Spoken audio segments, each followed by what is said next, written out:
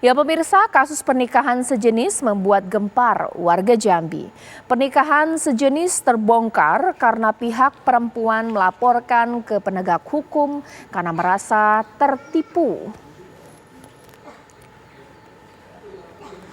Ya pemirsa, seorang perempuan berusia 22 tahun di Jambi tertipu oleh pria yang telah menikahinya selama 10 bulan. Pria abal-abal ini mengaku bernama Ahnaf yang ternyata seorang perempuan. Menurut pengakuan korban, pria yang ternyata sesama jenis ini atau perempuan dikenalnya melalui aplikasi jodoh. Saat perkenalan, pelaku mengaku berprofesi sebagai dokter dan juga pengusaha batu bara. Dari perkenalan itu akhirnya mereka menikah. Kasus ini terbongkar saat korban menjadi saksi di persidangan penipuan gelar akademis di Pengadilan Negeri Jambi.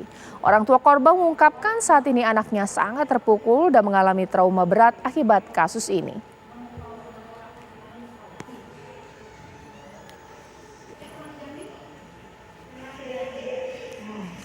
Kenalan selama 2 minggu, kamu bilang tadi ya, dia ke Jambi.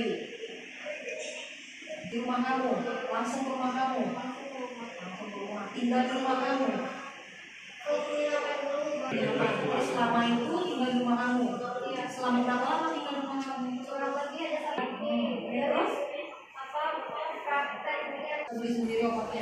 Ya, untuk memperbarui informasi ini, saya akan berbincang dengan Humas Kejati Jambi, Leksi Fatarani. Selamat malam, Pak Leksi. Selamat malam, Mbak Caca. Ya, Pak Leksi, bisa diceritakan ini sebenarnya duduk perkaranya seperti apa ini kasus ini? Ya, perlu kami sampaikan bahwa Kejaksaan Negeri Jambi sudah melakukan persidangan atas nama terdakwa Erayani. Erayani ini diduga melakukan tindak pidana menggunakan hak yang dilarang terkait gelar akademis, gelar vokasi ataupun gelar profesi.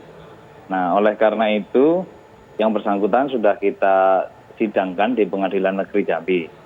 Terkait yang bersangkutan dilaporkan sejak kapan, ini berawal dari tanggal 31 Mei 2021 ketika korban ini telah berkenalan dengan terdakwa di mana melalui aplikasi Tantan, aplikasi Kencan, mulai saling suka hingga akhirnya bertemu dan 3 bulan kemudian merencanakan untuk menikah. Tepatnya di bulan Agustus atau September.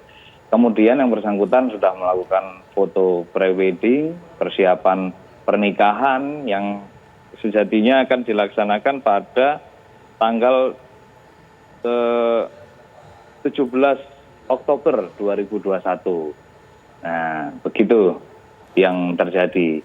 Nah, yang bersangkutan terdakwa ini mulai tinggal bersama dengan orang tua korban di Kota Jambi. Oleh karena itu, akibat mulai perkenalan dan dia mengaku sebagai dokter, otomatis apalagi salah satu orang tua yaitu ayahnya korban mengalami stroke sehingga dia seolah-olah melakukan tindakan medis yaitu mengobati orang tua korban dan akhirnya mulai bisa dimintain uang. Atas gelar itu, keluarga juga mulai curiga terkait dengan kebiasaan pelaku, antara lain mandi tetap menggunakan baju basah, dan akhirnya sejak bulan-bulan Desember, 3 bulan setelah pernikahan, dilaporkan kepada pihak kepolisian Polresta Jambi. Baik, Pak Leksi, sebenarnya motivasi ia melakukan kebohongan yang luar biasa ini apa? Apakah memang punya kelainan atau memang ada motif ekonomi atau apa sebenarnya? Nah, di persidangan nanti akan terbongkar. Tapi dari saksi-saksi yang sudah dimintai keterangan di persidangan, bahwa yang bersangkutan memang ada kelainan seksual, yaitu suka sesama jenis. Termasuk korban juga. Nah, oleh karena itu yang bersangkutan akhirnya memberanikan diri untuk melakukan pernikahan, walaupun dengan cara siri. Nah, karena pernikahan ini memang dilaksanakan secara cepat dan dengan harapan karena ada unsur penipuannya si orang tua korban ya, terutamanya senang memperoleh mantu seorang dokter dan juga sekaligus pengusaha batubara, oleh karena itu bersedia memberikan anaknya menjadi dipersunting oleh pelaku terdakwa Eryani ini. Baik. Seperti itu. Nah, Baik. namun ya. Pak Leksi, tapi benarkah bahwa pelaku ini memang seorang dokter ahli saraf lulusan Amerika? Itu kebohongan atau fakta? Ya, itu tidak benar. Memang faktanya dia tidak pernah sekolah. Dia hanya lulusan SMA dari Lahat, Palembang. Dia melakukan hubungan memang yang dimungkinkan adalah melakukan modus penipuannya melalui aplikasi kencan itu.